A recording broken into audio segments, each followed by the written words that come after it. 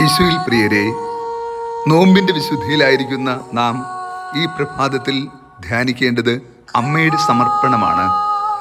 ഇതാ ഒരമ്മ ആത്മശരീരങ്ങളോടെ പിതാവിൻ്റെ ഇഷ്ടത്തിന് പരിപൂർണമായി സമർപ്പിക്കുന്നു. സത്യത്തിൽ ഭൂമിയിൽ ദൈവഹിതത്തിന് വിധേയപ്പെടുക അത്ര എളുപ്പമല്ല.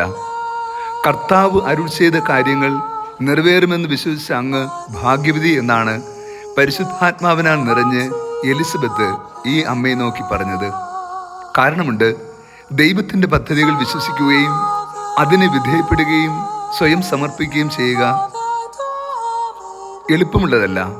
അതിനുള്ളിൽ ഒത്തിരി ത്യാഗവും നൊമ്പരമുണ്ട്, ജീവിതത്തിൻ്റെ നഷ്ടപ്പെടുത്തലുകളുണ്ട്. തൻ്റെ നന്മയുടെ പേരുകൾ, സമൂഹത്തിൽ ഉണ്ടാകാവുന്ന മുറിവുകൾ, തന്നിലൂടെ കുടുംബത്തിനുണ്ടാകാവുന്ന അപമാനങ്ങൾ, ദൈവഹിതത്തിന് വിധേയപ്പെടുന്നത് കൊണ്ട് തന്നെ ലോകത്തിന് നഷ്ടപ്പെട്ടു പോകാവുന്ന ഒത്തിരിയധികം കാര്യങ്ങളുണ്ട്. അവയെക്കുറിച്ച് ഓർക്കാതെ കർത്താവിൻ്റെ ഹിതത്തിനു മുമ്പിൽ ശിരസ്സ് നമിക്കുവാനും തൻ്റെ ജീവിതവും ജീവനും ദൈവത്തിൻ്റെ പദ്ധതിക്ക് ആവശ്യമാണ് എന്ന് മനസ്സിലാക്കുമ്പോൾ പരിപൂർണമായി അവൾ വിട്ടുകൊടുക്കുകയാണ്. കാലിത്തൊഴുത്ത് മുതൽ കാൽവരിവോളം ക്രിസ്തുവിനെ സ്നേഹപൂർവ്വം ചേർത്ത് പിടിക്കാൻ ഈ അമ്മയ്ക്ക് സാധ്യമായത് ഈ സമർപ്പണത്തിൻ്റെ ആഴവും അർത്ഥവും ഉൾക്കൊണ്ടുകൊണ്ടാണ്. അവൾ എപ്പോഴും വിശ്വസിച്ചു കർത്താവ് അരുൾ ചെയ്ത കാര്യങ്ങൾ നിറവേറുക തന്നെ ചെയ്യുമെന്ന്. നമ്മുടെയൊക്കെ ജീവിതത്തിൽ പലപ്പോഴും കർത്താവ് അരുൾ ചെയ്യുന്ന കാര്യങ്ങൾ നിറവേറുമെന്ന് നാം വിശ്വസിക്കുന്നില്ല.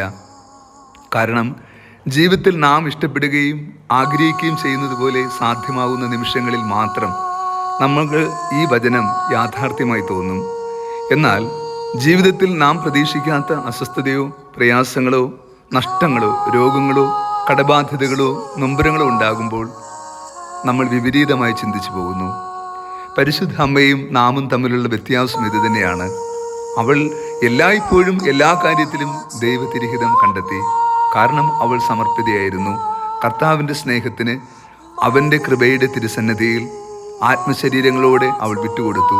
അതുകൊണ്ട് തന്നെ തന്നിൽ സംഭവിക്കുന്നതെല്ലാം ദൈവത്തിൻ്റെ പദ്ധതിയാണ് എന്ന് വിശ്വസിക്കുവാനും ആ വിശ്വാസാധിഷ്ഠിതമായി ജീവിതയാത്ര തുടരുവാനും പരിശുദ്ധ അമ്മയ്ക്ക് സാധ്യമായി.